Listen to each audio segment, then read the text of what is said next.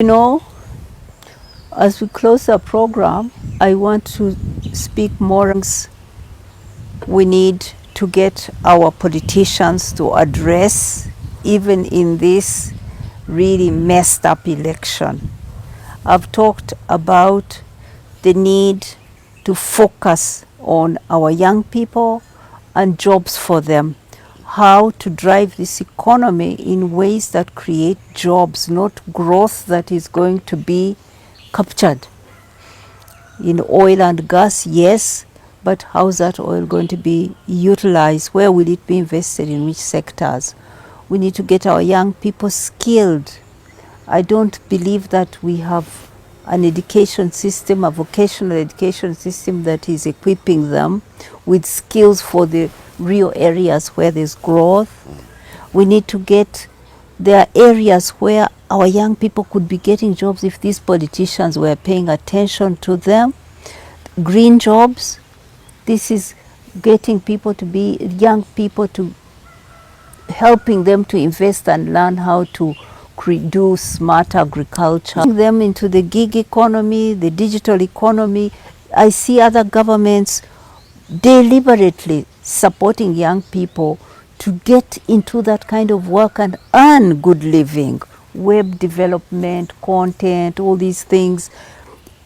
Business processing work is now really, I mean, we are latecomers to it, but we can expand in this area because we have skilled young people. They speak English, the global language, they can read and write well, they have got IT skills. All these companies are bringing their work, whether it is front office work or back office work, it's all being done by people in India. Even now Ghana does more than us. Business processing work is going to be able to create many jobs for our young people. I want to hear these politicians talk about solutions for that. I want to hear them talking about how to end this corruption. Look, I'm sorry to say this, but look at Rwanda next door. They have their challenges, but they really address corruption seriously. You need political leadership to address corruption. Political will at the highest level. I'm sorry, I heard the president talking about his envelopes. Those envelopes he's talking about, he said he has a budget for them. That's bribery, I'm sorry. When you give members of parliament an envelope, money, to write a law, to reverse a Supreme Court ruling, and you say that me, I give envelopes to Bayimbi, he gives envelopes to MPs. And where is that money coming from? It's taxpayers' money. It's those poor people's money that he's spending like that. That's wrong. And that's setting the standard for corruption.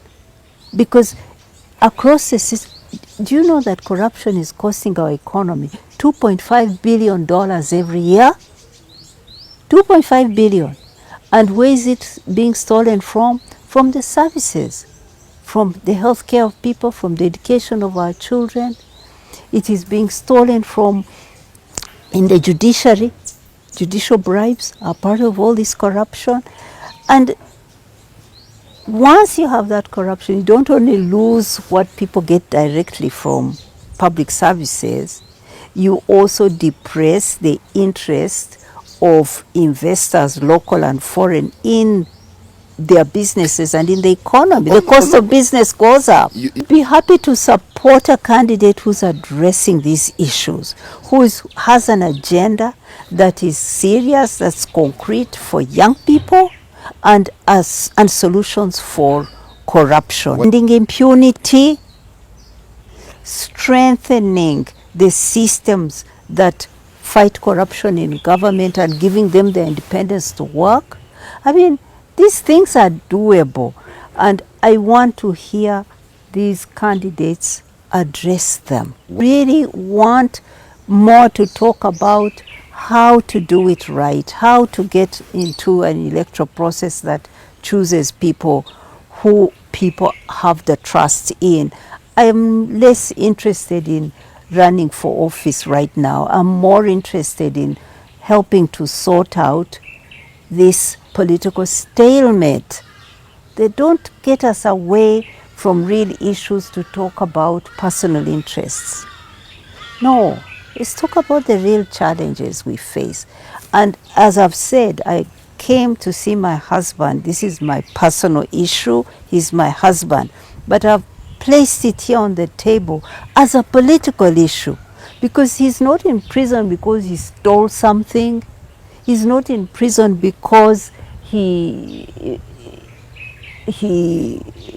owes somebody money. He's in prison because of his political views. He's a political prisoner, and he's a contester, or somebody who was contested at the presidential level, being denied an opportunity to lead his people in this election. So it's a political problem for everybody. It is not just my personal problem, even though it is. So I'm here to campaign for him, but I'm here to make the point that his incarceration and also the imprisonment of other political activists is really a violation of their rights, their human rights, but also a political crime. If my husband wants to run, he will come to me first and ask me if he should run. Everybody always asks their family to support them, and then goes out to find the support of others. So whenever he steps out to run, you have to assume, and you should assume, that I support him. That's neither here nor there. But the real point is that there are political prisoners in Uganda, that he is the best known of those political prisoners. He's an old man, he's being mistreated, he's being denied bail. It seems that all the rules in the rule books are being broken when it comes to you-Besigye, just to deny him, just to keep him out of political contestation. President Museveni, you are better than this. I'm talking to him directly. You're better than this. Treating your political opponent like this is bullying. You can be better than this. You shouldn't fear your position. You should contest equally. And you can have your legacy secure when you have a peaceful transition. You have good things you've done. They should be secured. You've made mistakes. You're human. They can be corrected. But all this can happen peacefully, and the path of criminalizing and bullying and violence against those who don't agree with you, President Museveni, is not going to secure your... For my husband's release, this plea is not about my husband's release just, it's about broadly how politics is managed in this country. I was appealing to a more peaceful way in elections, a fair way in elections, and not to criminalize opposition. But if I'm talking about my husband, we are going to continue fighting for him through the law. There is a huge support, unlike what you say, in the legal fraternity, for example. There's a big group of lawyers offering pro bono services, not only lawyers from Uganda, but lawyers from the region, international human rights organizations. There's strong support to fight his case through the courts, because it doesn't only help him by fighting through the courts, it also sets precedents for others to also be released. That's one. Secondly, as I said, it's a political question. It isn't just a legal issue. Besigye is not being accused there for stealing money.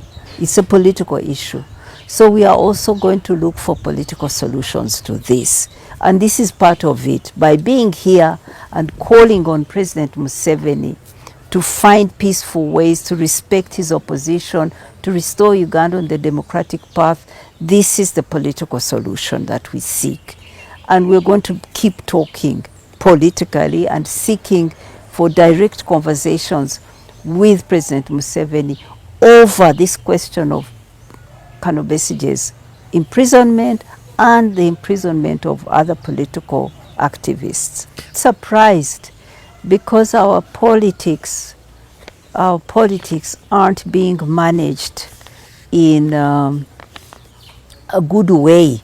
Many people don't want to spend their time or working on projects that are not are underachieving, whose outcomes are not good.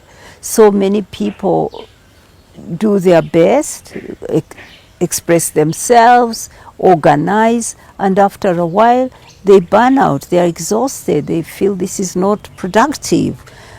That's a reflection of the nature of our politics. No, I don't think so.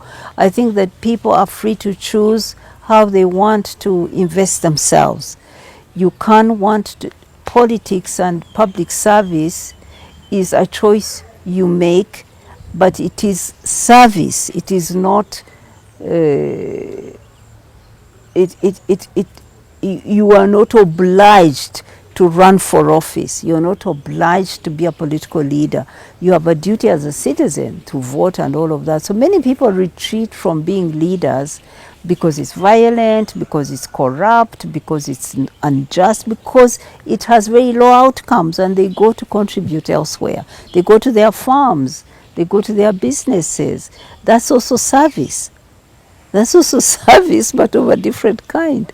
So this is a reflection of our politics. It's not a reflection on them that they've abandoned anything. No, not at all.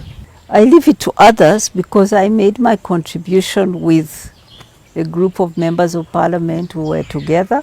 And when we are praised, I obviously accept humbly the praise. But there is true a deterioration in our politics, and you can see it in the political class, you can see it in the quality of debate in the parliament, you can see it in, I haven't got over that Mabati stealing, that people could defend themselves and justify taking just a small basic need of the poorest people region in our country, stealing it and going off, and they are all very rich and overpaid. It hurt me. And what hurt me most was that they were justifying it. They were arrogant in their criminal acts. They were not apologetic, humble. No. So you see the level of impunity and of the political class is just shocking. So I want to say that all this can change, I don't like to sit and mourn. And it's not only the politicians, even in the civil service, people at the top, the PSs and the secretaries, they treat public resources like they are personal. They just help themselves. And this is where I also go back and I blame the leader. The big issue here is impunity of these big fish. Whenever the government is pushed and whenever they take some action on corruption, you will see it's because a donor is insisting. They've stolen some donor money and the donor is saying, I am not going to accept this impunity. I want action. I want to see some heads roll. Then they catch some middle-level people or a junior minister who is known like, what was the other woman's name? Nandutu Pwana. They get a Nandutu. They charge them, and then the case drags and drags and drags, and sometimes they eventually get released. So this lack of holding senior people accountable for their corruption has meant that corruption keeps growing. So there's a lack of political will, there's the impunity, and there's of course the disempowerment of institutions that could take action. So these things, if not resolved, I mean, you see that we lose about 25 to 44% of our budget in corruption. Honestly. Yes. These are not my figures. These are actually government figures. When they total up, they find that it's almost 25% of the entire budget. 44, even up to 40% of our total revenues is diverted, is stolen. And so how can we be growing? And I want to tell you this about the impunity. When do you remember the office of the Prime Minister, just the recent, when they stole money for Karamoja, peace initiative? That money they stole was maybe not even up to $2 million. So, no, it was, I think, a bit more than that. Yeah, it was about $1.3 million, let me say, that was stolen. What happened? The donors who had given that money now froze 260 million euros of funding that they were also going to give. You see what it costs us? It costs us the support that we were getting. It takes away our own taxpayers' money and takes away services. From every time you hear corruption, you should, in the health sector, you know that someone dies without whose life could have been saved. A baby dies or a mother dies because they didn't get what they needed.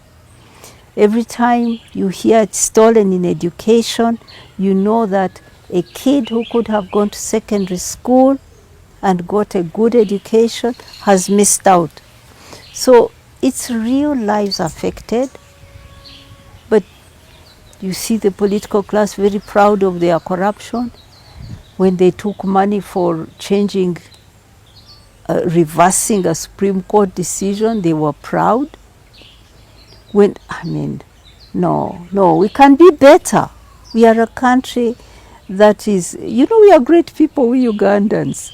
We really are. We are smart, we are well educated, we are well cultured, we are diverse.